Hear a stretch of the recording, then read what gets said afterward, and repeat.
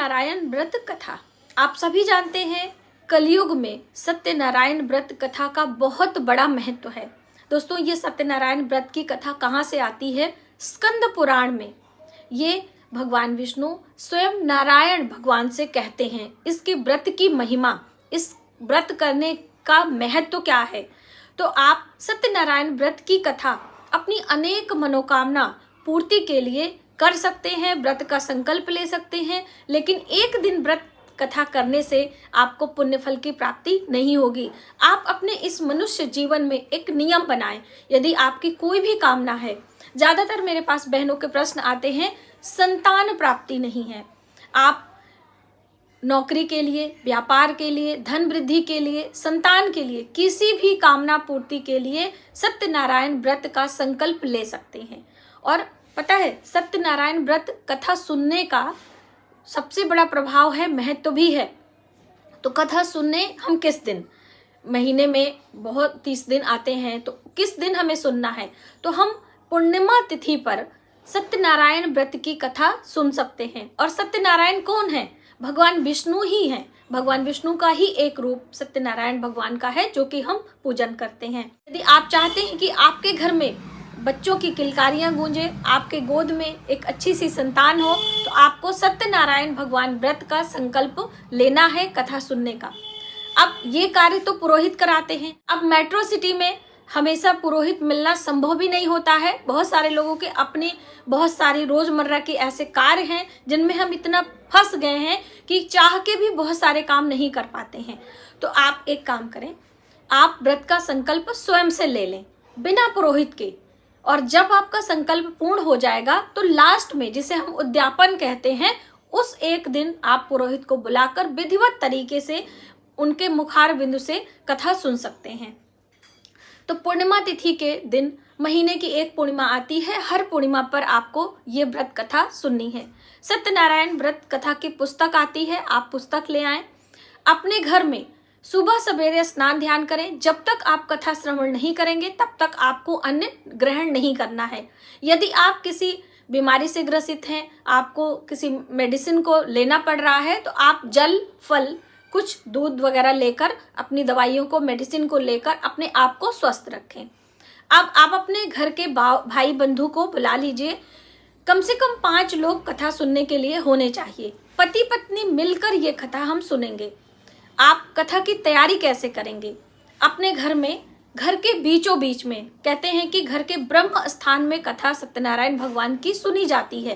तो आपके घर का, जैसे पहले के लोग आंगन में सुनते थे, अब आंगन तो रहा ही नहीं है, तो आप बीच में डाइनिंग हॉल एरिया हो, या फिर आप छत पे भी सुन सकते हैं।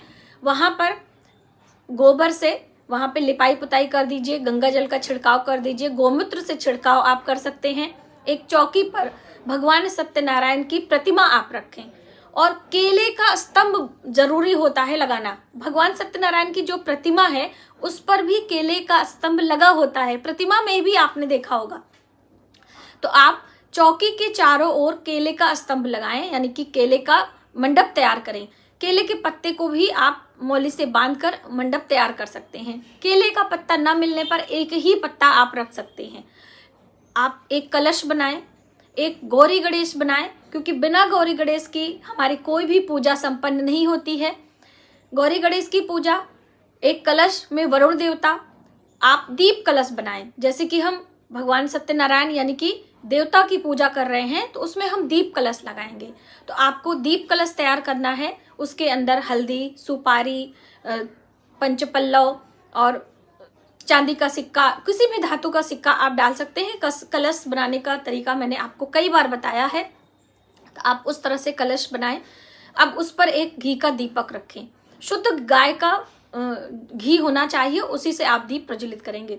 अब देखिए, सत्यनारायण भगवान की जो पूजा होती है वो बिना नवग्रह की पूजा नहीं होती है, यानी कि नवग्रहों के साथ में भगवान सत्यनारायण के पूजा करने की बात कही गई है। तो अब देखिए, हम स्वयं से कर रहे हैं। अब उतना ज्ञान, उतना हमें कुछ भी आता नहीं है, तो बिना ज्ञान के भी हम पूजा कर सकते हैं। हमारे मन में भाव होना चाहिए, श्रद्धा होना चाहिए। तो आप एक चौकी लगाकर भगवान सत्यनारायण का विग्रह रखें, गौरी गणेश को स्थापित करें, एक दीप प्रज्वलित करें, कलश लगाएं, और उसके बाद नवग्रह जितने भी हैं आप मन में ध्यान कर लें, नवग्रह देवता को प्रणाम करें, उनको मानसिक विधि से या प्रत्यक्ष रूप से उनके लिए पुष्प फल आदि करके नवग्रहों को प्रणाम कर लें।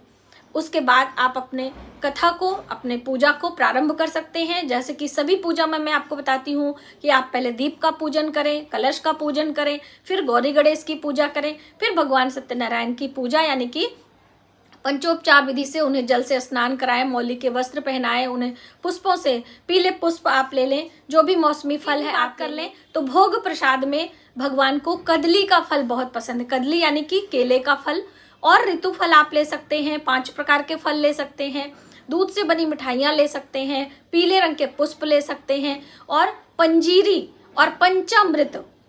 तो अब देखिए, पंजीरी आप बना सके तो अति उत्तम है, वरना आप फल ले लें, बताशे ले लें, और पंचामृत, घी, दूध, दही, शक्कर, पंचामृत बनाने की भी वीडियो मेरे चैनल पर है, तो वो आप ले सकते हो। भगवान सत्यनारायण की पूजा भगवान विष्णु का ही स्वरूप है, तो आपको तुलसी पत्र जरूर लेना है। तो इन सभी सामग्रियों को आप एकत्र कर लें। अब एक स्थान पर बैठकर पति पत्नी मिलकर पूजा करें। पूजा से पहले आपको पुरोहित के लिए कुछ दक्षिणा जरूर निकालना है। जब हम किसी के बिहाफ पे काम करते हैं, जैसे कि आप किसी के लिए काम कर रहे हैं, किसी के न रहने पर उसके लिए काम कर रहे हैं, तो उसकी दक्षिणा, उसकी जो भी मेहनताना होता है उससे हमें देना पड़ता है ना। तो आप उनके लिए दक्षिणा अलग से निकाल के रख दें कि भैया ये पंडित जी का है, इसको हम रखेंगे। अब आप भगवान सत्यनारायण की पंचोपचार विधि से पूजा अर्चना करके सभी को भोग प्रसाद लगाकर आप प्रणाम करके जो सत्यनारायण व्रत की कथा की पुस्तक है आपको उसे कथा पढ़ना है।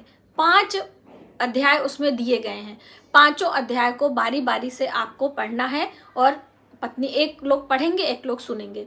इस तरह से सत्यनारायण व्रत की कथा आपको पढ़नी है। और शंख भी आप बजाएं। आपके घर में यदि किसी को आता है तो आप शंख बजाएं। शंख की ध्वनि करने से सकारात्मक ऊर्जा का वास भी होता है, तो यदि किसी को भी आता है तो वो शंख की ध्वनि कर सकते हैं। अब उसके बाद हवन भी करना होता है। तो हवन सामग्री मैंने आपको बनाने की विधि भी बताई है। ज़्यादा आप नहीं कर सकते हैं तो आप घी, गुड़, काला तिल ये ले लें, और सत्यनारायण भगवान के नाम से, नवग्रह के नाम से, गौरी गणेश के नाम से आप हवन कर दें। देखिए, हवन से हमारी जो पूजा होती है वो संपूर्ण मानी जाती है। हम हवन में जो सामग्री डालते हैं, हबी डालते हैं, उसके माध्यम से हम आकाश तत्व में देवताओं को वो भोग प्रसाद उन्हें अर्पित करने का प्रयास करते हैं। इसलिए आम की लकड़ी पर आपको ये सभी चीज़ें हवन करना चाहिए। उसके बाद आरती करें। बहुत सारे लोग पूछते हैं कि हम हवन से पहले आरती करें कि बाद में, तो पहले कथा, फिर आप हवन करें, फिर आरती करें। आरती करने के बाद क्षमा जरूर मांगना चाहिए, क्षमा प्रार्थना करें, प्रणाम करें। प्रसाद में खाने का बहुत बड़ा महत्व है, तो आप प्रसाद स्वयं लें और अपने परिवार में, आस पड़ोस में, कहीं भी आप उसे वितरित कर सकते हैं। और दोस्तों, पहले ही दिन जैसे आप कथा